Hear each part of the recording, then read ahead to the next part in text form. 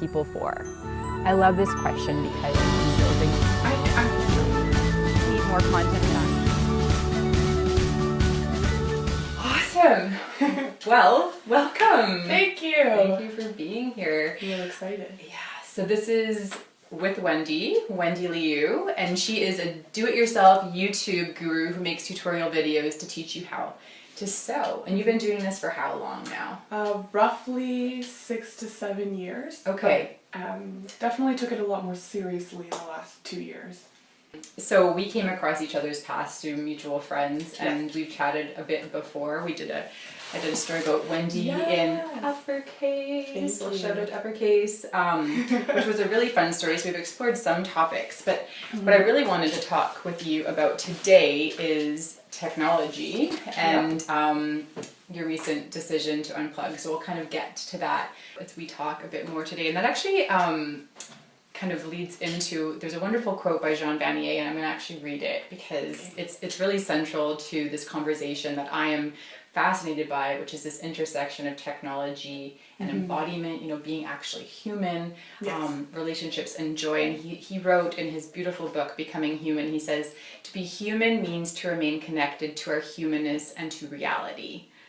And I just wonder, in terms of your presence online and all that you do there, everything online is edited and often filtered, and it kind of has this way of making like the most banal, mundane things like really glossy and exciting. Like I'm frying an egg, I'm walking the dog. It's like, whoa, so epic. And then you kind of look outside, like we're outside right now, and the grass is kind of dead, and there's no leaves on the trees. There's no leaves on the trees, and it's sort of dull. Like, how do we counterbalance what we see online with the reality of the slowness and sort of the real mundaneness of life? Yeah, I think the online really has had a shift from when it started. People sharing photos of their life on Facebook and Instagram was much more natural because there was no realization that, if I just tailor it a little bit, more people will like it. Right. And so we got used to it during a time where it was open and honest, and then slowly the glossiness started to creep in. And now what we see is almost as well curated as what goes into magazines and what goes into, multi-million-dollar budgets for advertisements, but we're still accepting it as normal.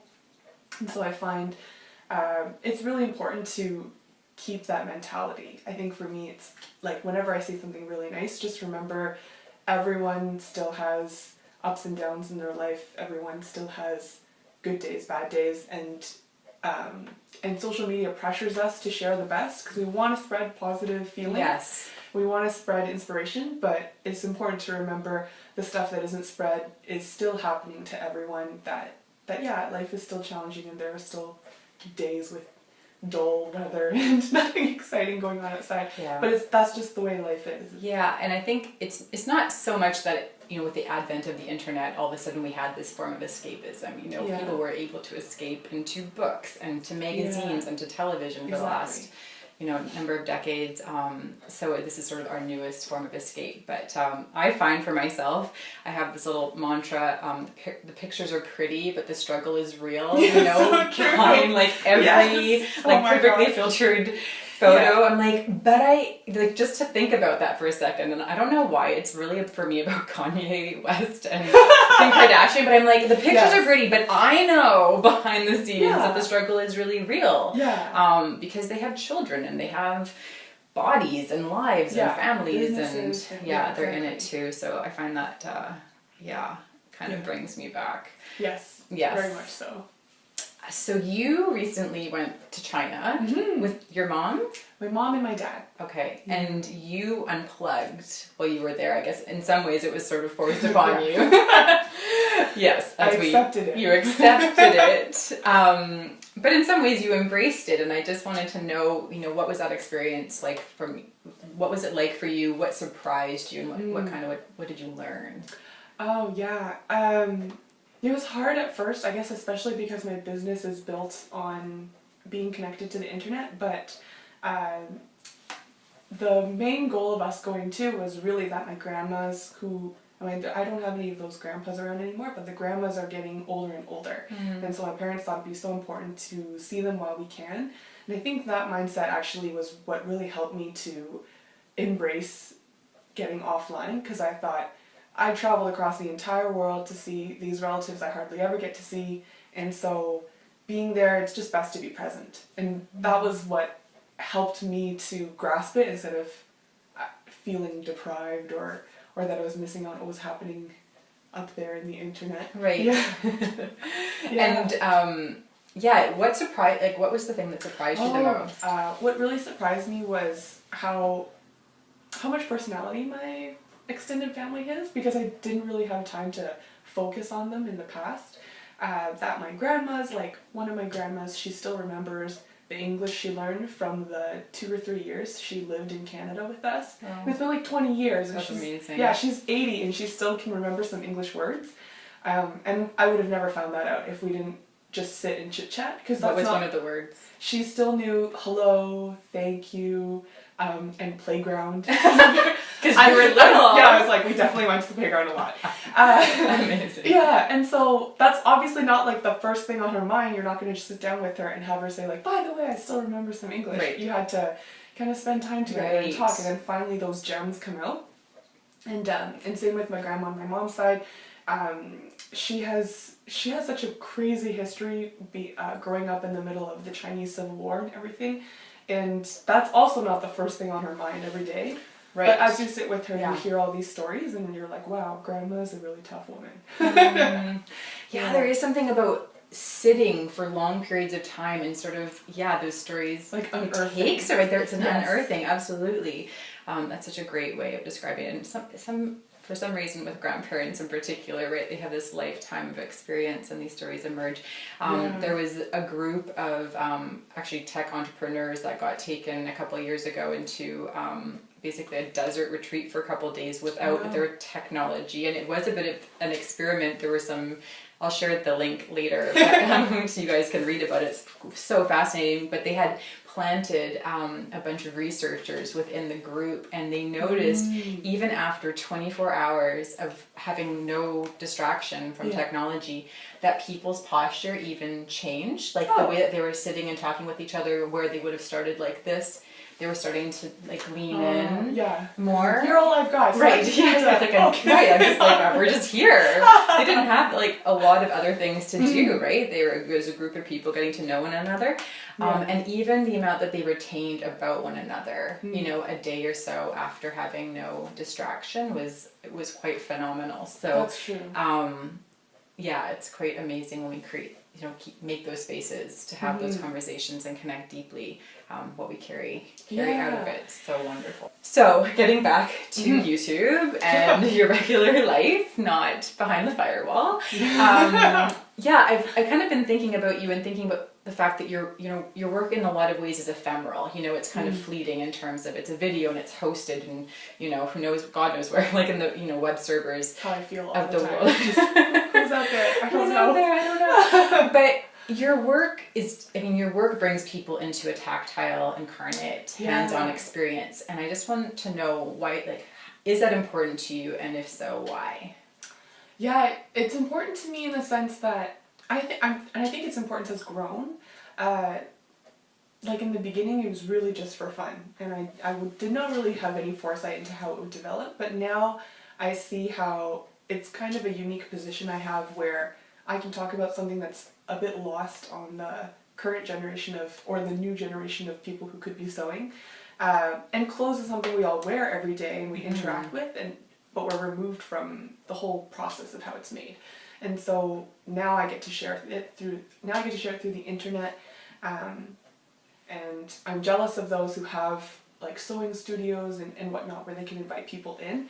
I guess what I'm trying to do is provide that for those that do not have access to someone hands-on in their life. I had my mom, but not everyone has someone who can coach them like that. Right. And you have had a profound impact on thousands of people's lives. You've shared stories with me about, people writing in and saying, I bought my first sewing machine and I sewed my first, t-shirt or dress or whatever it is. And that must be a really rewarding feeling. Yeah, that's probably one of the most rewarding is, like this year, in January, there were so many people who said, oh, I just got a sewing machine because of you, and my New Year's resolution is to learn how to sew.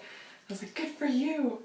I know that you sort of built things into your life to kind of ground you in terms of, I know I'm a freelance writer and other things, and I know the kind of isolation that they can be quite isolating, right? Oh my gosh. My friend and I were joking the other day, we were shooting a video, and it's like, isn't it fun to sit in a room by ourselves, looking at a screen, right? Like talking to a screen, sitting, and that's your life. I mean, that's a lot of your life, right? Is like talking to yourself essentially in a room.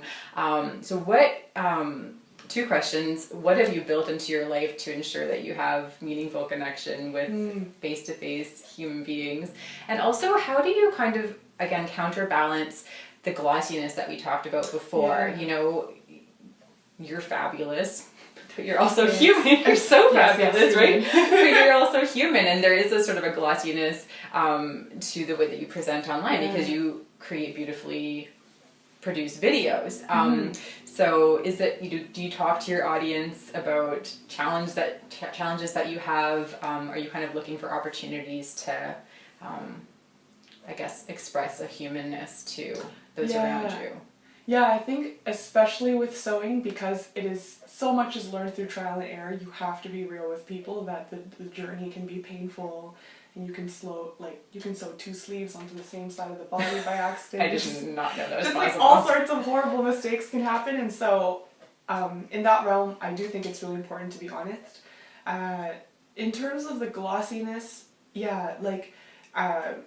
I find there's a bit of movement now online for people to be more honest about their day, if they're having a really rough time or if they made a mistake or something came up and it frustrated the work schedule. I've tried to be more straightforward with people that too. There was a bout last year where I felt really down all the time and I didn't post videos that often, and finally I just said it to my audience, like, I haven't been feeling myself and I'm sorry, but trying to feel better, and a lot of people were really positive about it, and so and I feel my friends sharing that kind of stuff with me, and so I just think there has to be more people out there who feel this way, and the more they can feel encouraged that they're not alone, the better for all of us. Absolutely. When you look up to someone and you know that they struggle with the same things that you do, it's just a huge freedom and empowerment in that. Like, okay, they're doing that. I feel terrible. They also feel terrible sometimes. I can do it too. I think that's really remarkable that you did that. Well, I just find the pressure of perfection is so unrealistic, and it hinders people from doing what they could do if they just tried. And so, I want to give people, help them feel more free with that. I realized pretty early into focusing on this full time, I was getting intense cabin fever, and so I made a rule to go outside every day, even if it's interacting with strangers at a cafe or just saying hi to people, smiling. It's all good for you. It's just like a posture that you smile and you stand up straight, and it helps remind yourself stay upbeat, it's gonna be good. And then too, with friends, I think at first I would struggle feeling guilty when I hang out with friends, am I slacking off, hanging out with my friends, should I be doing work?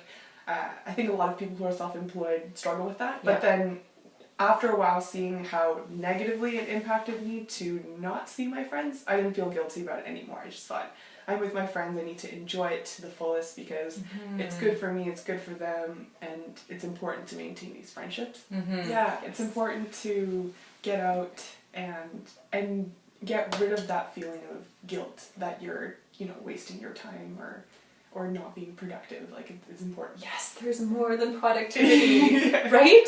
If I read one more listicle about productivity, I think I'm just going to stab myself with a dull fork. It's just not, so true. Make the most of the time you have for your work time, but then outside of that, just enjoy yourself. It's important. It's important. Okay, final question. What, if anything, does Wendy you fear? I fear nothing. Of course, we all like to say that. Yeah, I think fear, it might shift from time to time what I fear, but I do find a lot of it revolves around that initial thing we talked about, like speaking into the void and having no one hear you.